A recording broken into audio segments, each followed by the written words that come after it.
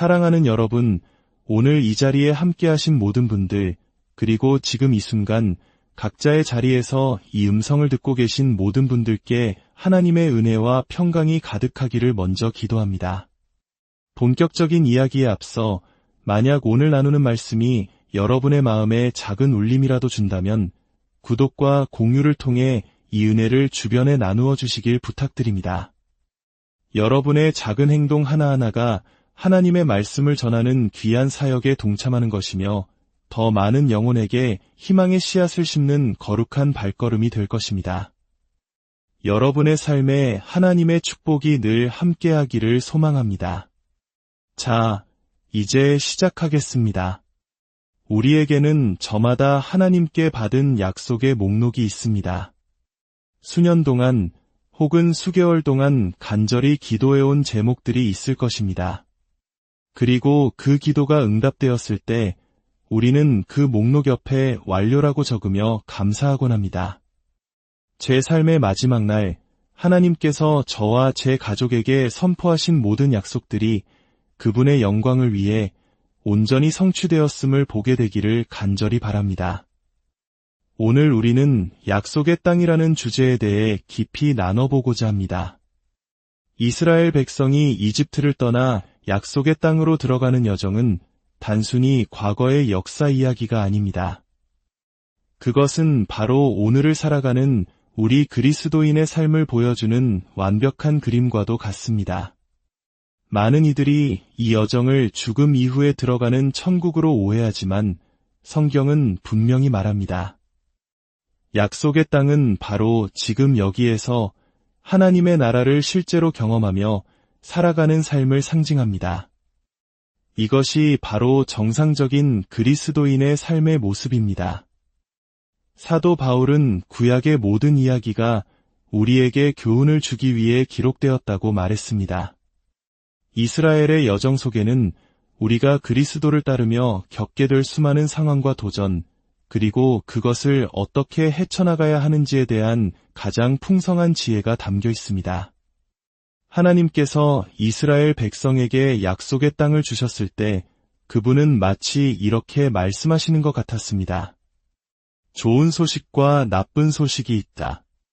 좋은 소식은 저 광활한 땅이 모두 너희의 것이라는 사실이다. 하지만 나쁜 소식은 그 땅이 이미 강력한 적들에게 점령되어 있다는 것이다. 이것이 우리에게 무엇을 말해줄까요? 하나님께서 우리에게 약속을 주실 때 그것은 이미 원수에게 점령된 영토를 향한 약속이라는 사실입니다. 그분은 우리에게 원수가 차지하고 있는 유업을 해방시키라고 명령하십니다. 이 원리를 이해하는 것은 우리의 신앙 여정에서 너무나도 중요합니다. 우리는 삶의 무너진 부분들 위로 하나님의 통치와 주권이 나타나는 것을 보기 위해 끈질기게 나아가고 모든 것을 하나님께 복종시키도록 부름받았습니다. 그렇다면 오늘날 우리에게 있어 이 적에게 점령된 땅은 어디일까요? 수년간 우리는 명확하게 배워왔습니다. 성도에게 있어 가장 치열한 전쟁터는 바로 마음, 즉 우리의 생각입니다. 하나님께서 약속하신 것을 온전히 누리기 위해 우리에게 필요한 것은 바로 생각의 변화입니다. 성경은 분명히 선포합니다. 너희는 이 세대를 본받지 말고 오직 마음을 새롭게 함으로 변화를 받아 하나님의 선하시고 기뻐하시고 온전하신 뜻이 무엇인지 분별하도록 하라. 새롭게 된 마음이 변화된 삶을 만듭니다. 그리고 변화된 삶만이 하나님으로부터 오는 유업을 받아 잘 관리할 수 있는 능력을 갖추게 됩니다. 우리가 구하는 많은 것들이 당장 우리에게 주어진다면 오히려 우리를 파괴할 수도 있습니다. 기도가 잘못되어서가 아닙니다. 그것을 감당할 만한 우리의 인격과 성품이 아직 준비되지 않았기 때문입니다. 우리가 기도하는 바로 그 순간부터 주님은 우리의 삶에 여러 상황들을 허락하기 시작하십니다. 그것은 우리가 구한 바로 그 유업을 상속받을 수 있도록 우리를 훈련하고 준비시키는 과정입니다. 물론 어떤 기도는 즉각적으로 응답됩니다. 오늘 기도했는데 내일 정오까지 응답받는 것, 저도 그런 것을 가장 좋아합니다. 하지만 우리가 기도하는 많은 것들에 대해 우리는 아직 준비되지 않았습니다. 그러나 그것은 분명히 하나님의 뜻입니다. 그래서 하나님은 우리를 다듬기 시작하십니다. 가지를 치시고 우리가 신뢰의 수준을 배울 수 있는 상황으로 우리를 이끄십니다. 어려운 상황 속에서 감사하는 법을 배우게 하십니다. 이런 모든 과정이 우리의 마음을 준비시켜 우리가 더 큰 것을 맡을 수 있도록 신뢰할 만한 사람으로 만들어가는 것입니다. 하나님은 당신을 신뢰하고 싶어 하십니다. 그래야 당신에게 더 많은 것을 맡기실 수 있기 때문입니다. 우리가 그리스도 앞에서 순종하고 굴복하는 삶을 통해 신뢰할 만한 사람임이 증명될수록 그분은 우리에게 더 큰 권위의 영역, 기름 부음의 영역, 능력과 통찰력의 영역을 맡기십니다. 저는 오늘 이 약속의 땅이라는 개념을 단지 물질적인 것으로 축소하고 싶지 않습니다. 물론 물질적인 축복도 포함됩니다. 하지만 핵심은 그것이 아닙니다. 하나님께서는 종종 평범하고 일상적인 것을 통해 심오하고 강력한 교훈을 이끌어내십니다. 하나님께서 당신에게 약속을 주실 때 그분은 당신을 전쟁으로 초대하시는 것입니다. 원수에게 점령된 영토를 정복하도록 당신을 부르고 계신 것입니다. 많은 사람들이 열등한 생활 방식을 받아들이며 그것이 겸손이라고 착각하지만 실제로는 불신앙일 때가 많습니다. 믿음은 믿음 없는 자에게는 종종 교만처럼 보입니다. 만약 제 자신을 바라본다면 저는 무가치함에 압도될 것입니다. 그러나 그분을 바라볼 때 저는 그분이 저의 순종을 받으시기에 합당한 분임을 인정하게 됩니다. 그리고 그 순종 안으로 들어갈 때 일어나는 모든 일들은 그분께 영광을 돌립니다. 저는 더 큰 돌파구를 가져오고 더 큰 영향력을 미칠 순종을 그분께 드리는 것을 주저하지 않을 것입니다. 그것을 거짓 겸손이라 부르지도 않을 것입니다. 구약시대 모세의 성막을 하늘에서 내려다본다고 상상해 보십시오. 문을 통과하면 가장 먼저 마주치는 것은 놋제단입니다. 그곳은 피의 제사가 드려지는 곳입니다. 하나님께 나아가는 첫걸음은 피 흘림의 필요성을 깨닫는 것입니다. 흠없는 하나님의 어린 양이신 예수 그리스도께서 우리를 대신하여 죽으심으로 죄의 문제를 해결하셨습니다. 하지만 그 다음에는 물두멍이 있었습니다. 제사장들은 성소에 들어가기 전 물두멍의 물로 자신을 씻어 정결하게 해야 했습니다. 여기서 우리는 중요한 영적 원리를 발견합니다. 우리는 예수님의 보혈로 죄로부터 완전히 자유로워졌음에도 불구하고 여전히 더러워질 수 있다는 사실입니다. 이것은 우리가 의도적으로 죄를 지어서가 아닙니다. 원치 않는 장면을 TV에서 보게 될 수도 있고 듣고 싶지 않은 험담을 들을 수도 있습니다. 우리가 살아가는 이 세상 자체가 끊임없는 오염에 노출되어 있기 때문입니다. 우리는 죄를 짓지 않았더라도 때로 영적으로 더럽혀졌다고 느낍니다. 물두멍은 바로 이 문제를 해결합니다. 신약 성경은 말씀의 물로 씻는다는 표현을 사용합니다. 여러분도 모르는 사이에 이런 경험을 해보셨을 것입니다. 성경을 읽고 있을 때 마치 영혼이 깨끗하게 씻겨나가는 듯한 느낌을 받는 것입니다. 회개할 죄도 없고 고백할 잘못도 없지만 더러운 세상에 살면서 묻었던 영혼의 때가 말씀의 능력으로 씻겨나가는 것입니다. 살아있는 말씀이신 주님과 교제하며 그분의 음성을 들을 때 우리의 영혼은 정결함을 얻습니다. 하나님께서 당신을 위해 무언가를 하시기 원하는 이유는 궁극적으로 당신을 통해 무언가를 하시기 위함입니다. 새롭게 된 마음은 이것을 이해합니다. 하나님은 때로 우리를 위해 일하시기를 멈추시는 것처럼 보일 때가 있습니다. 그것은 우리를 통해 일하시기 위함입니다. 고린도후서 1장 20절은 이렇게 선포합니다. 하나님의 약속은 얼마든지 그리스도 안에서 예가 되니 그런즉 그로 말미암아 우리가 아멘하여 하나님께 영광을 돌리게 되느니라. 성경에는 수많은 약속이 기록되어 있습니다. 그리고 그 모든 약속은 그리스도 안에서 우리를 향한 하나님의 예입니다. 하나님은 우리에게 약속을 주시고 무언가를 기다리고 계십니다. 그것은 바로 우리의 아멘입니다. 아멘은 그렇게 될 줄 믿습니다라는 뜻입니다. 이것은 하나님의 약속에 대한 우리의 동의이며 믿음의 반응입니다. 마치 두 가지 액체를 섞어야만 굳는 강력한 접착제와 같습니다.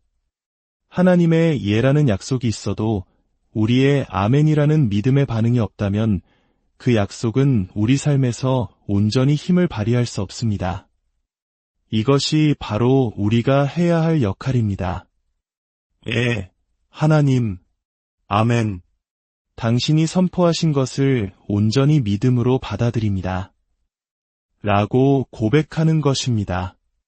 주님은 약속을 사용하여 우리를 적진으로 이끌어 들이시고 그분을 영화롭게 하는 승리로 인도하십니다.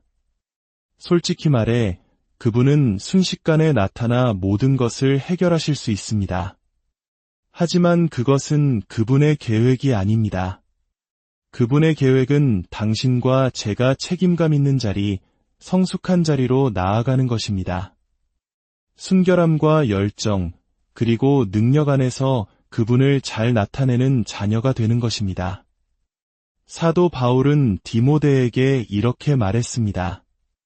너에게 주어진 예언들을 붙들고 그것으로 선한 싸움을 싸우라. 여기서 예언은 무엇일까요? 바로 하나님의 약속입니다. 바울은 말합니다. 하나님께서 당신에게 주신 이 약속들을 무기로 사용하십시오. 왜냐하면 당신이 하나님께서 계획하신 곳으로 가기 위해서는 반드시 갈등과 싸움이 있을 것이기 때문입니다. 그러나 이 영적 전쟁에 대해 우리가 오해하지 말아야 할 것이 있습니다. 이스라엘 백성의 약속의 땅 정복기를 읽어보면 놀라운 사실을 발견하게 됩니다. 첫 번째 세대는 왜 약속의 땅에 들어가지 못했습니까? 그들은 그 땅의 거인들을 두려워했기 때문입니다. 하지만 다음 세대가 약속의 땅에 들어갔을 때 그들이 거인들과 싸운 전투가 몇 번이나 있었을까요? 단 한 번도 없었습니다. 때로는 우리가 해야 할 일은 그저 믿음으로 그 자리에 나타나는 것뿐입니다. 주님, 저는 제가 무엇을 하고 있는지 잘 모르겠습니다.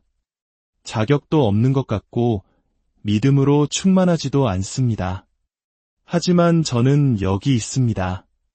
주님께서 말씀하시는 것은 무엇이든 순종하기 위해 이 자리에 섰습니다. 라고 고백하며 나아갈 때 갑자기 하나님께서 나타나셔서 우리를 대신해 원수를 완전히 물리치십니다. 하나님은 당신을 위해 또는 당신을 통해 원수를 멸하실 것입니다. 그 어떤 것도 인간의 힘이나 지능, 전략에 달려 있지 않습니다. 모든 것이 그분께 달려 있습니다. 성경에는 찬양대를 앞세워 보냈더니 주님의 천사가 나타나 적군 10수만 명을 물리친 이야기도 나옵니다. 또 어떤 때에는 우리가 직접 치열하고 어려운 전쟁에 참여해야 할 때도 있습니다. 이 두 가지 과정 모두에서 하나님은 우리를 성숙시키려 하십니다. 그분은 언제 우리를 대신하여 일하시는 모습을 보여주셔야 하는지 아시고 언제 우리를 통해 일하시는 모습을 보여주셔야 하는지 아십니다. 어려움과 갈등에 참여하는 이 두 가지 방식은 모두 우리를 성숙시키고 강하게 만들기 위함입니다. 왜냐하면 우리는 실제로 영토를 차지하는 백성이 되어야 하기 때문입니다. 이 영토는 단지 땅만을 의미하는 것이 아닙니다. 예를 들어 당신의 가문이 오랫동안 역기능적인 가정의 아픔을 겪어왔다고 상상해 보십시오. 건강하지 못한 관계 속에서 겨우 살아남아 왔습니다. 그런데 주님께서 당신을 이끄셔서 당신의 가문 대대로 내려오던 그 영혼의 원수를 정복하게 하십니다. 그리고 갑자기 당신의 결혼 생활이 회복되고 당신의 자녀들이 건강하게 자라납니다. 무슨 일이 일어난 것일까요? 당신은 방금 영토를 차지한 것입니다. 원수가 점령하고 있던 땅을 되찾은 것입니다. 너희 가문은 또다시 실패할 운명이야 라고 속삭이던 거짓의 악마가 점령했던 그 영토를 당신이 하나님의 말씀에 대한 철저한 순종과 예언적인 선포를 통해 되찾은 것입니다. 이제 그 거짓말은 더 이상 당신의 가정에 존재하지 않습니다.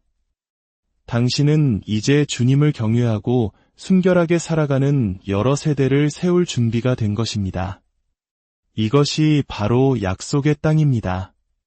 고린도후서 10장은 마음에 대한 전쟁을 다루는 핵심 구절입니다.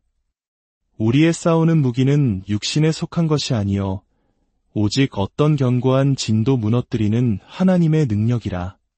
모든 이론을 무너뜨리며 하나님 아는 것을 대적하여 높아진 것을 다 무너뜨리고 모든 생각을 사로잡아 그리스도에게 복종하게 하니 여기서 견고한 진이란 무엇일까요? 중세 시대의 성체를 상상해 보십시오. 거대한 성벽으로 둘러싸인 요새입니다. 그곳은 원수가 거주하며 우리를 공격하는 기지입니다. 반복되는 잘못된 생각, 하나님이 보시는 나와 다르게 나 자신을 바라보는 왜곡된 생각들이 바로 이 견고한 진을 만드는 돌멩이들입니다. 그 돌멩이 하나하나는 별것 아닌 것 같지만 계속해서 쌓이면 원수가 숨을 수 있는 견고한 벽이 되어버립니다. 우리의 생각 속에 있는 이 견고한 진을 무너뜨리는 무기가 바로 하나님의 약속, 즉 그분의 말씀입니다. 저는 제 삶에서 하나님의 세심하심을 경험한 적이 있습니다. 언젠가 잡지를 보다가 아주 멋진 휴대용 술병을 보게 되었습니다. 제게는 전혀 필요 없는 물건이었지만 잠시 참 멋지다라고 생각하고는 가격을 보고 그냥 페이지를 넘겼습니다. 기도할 만큼 중요한 것도 아니었고 그저 스쳐 지나간 생각이었습니다. 그런데 며칠 후 영국에서 사역을 마치고 한 성도님으로부터 선물을 받았습니다. 제 아내의 선물 상자에는 십자가 귀걸이, 성지에서 온 기름, 예수님 이름이 새겨진 액자 등 경건한 물건들이 가득했습니다. 그리고 제 상자를 열었을 때 그 안에는 단 하나의 물건이 들어있었습니다.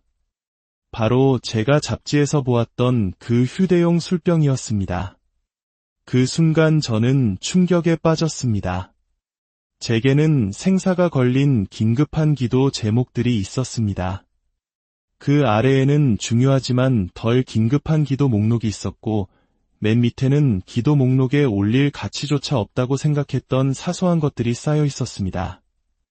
그런데 하나님께서는 그 모든 목록의 맨 아래 제가 스쳐 지나가며 단 한 번 생각했던 그 하찮은 것을 꺼내어 제게 보여주셨습니다. 마치 이렇게 말씀하시는 것 같았습니다. 내가 하는 어떤 생각도 어떤 작은 소망도 내게서 그냥 지나치지 않는단다. 나는 그런 하나님이다. 그 술병은 지금도 제게 예언하고 있습니다. 우리가 생각하는 것보다 훨씬 더 자상하고 우리의 종교적인 틀에 갇히지 않으시는 아버지의 사랑에 대해서 말입니다. 그분은 우리가 기도할 가치조차 없다고 여기는 사소한 욕망에 응답하시는 것을 우리의 가장 큰 기도 제목에 응답하시는 것만큼이나 기뻐하십니다. 그분이 하시는 모든 일은 그분이 누구신지를 우리에게 드러내기 위함입니다. 우리가 초대받은 이 약속의 땅은 이처럼 놀라운 하나님의 성품을 경험하는 곳입니다. 이스라엘은 다윗이 왕이 되기 전까지는 약속의 땅을 온전히 상속받지 못했습니다. 여호수아가 그들을 이끌고 들어간 후 수백 년이 지난 후였습니다. 왜 다윗이었을까요? 성경에서 묵상이라는 단어는 약 21번 등장하는데 그중 16번이 다윗에 의해 언급됩니다. 묵상은 살아있는 말씀과 마음으로 교제하는 것입니다. 단순히 성경 구절을 암기하는 것을 넘어 그 말씀이 내 것이 되도록 끊임없이 되뇌고 질문하고 선포하는 것입니다. 동양의 명상이 마음을 비우는 것이라면 성경적 묵상은 하나님의 말씀으로 마음을 채우는 것입니다. 그가 채찍에 맞음으로 우리는 나음을 받았도다 라는 말씀을 붙들고 그것이 인쇄된 페이지 위의 외부 정보가 아니라 나의 생각과 정체성의 일부가 될 때까지 묵상했던 수많은 믿음의 선배들이 있었습니다. 그럴 때 말씀은 육신이 되어 우리 삶에 나타나고 기적을 체험하게 됩니다. 하나님은 우리를 그분이 계획하신 삶으로 부르고 계십니다.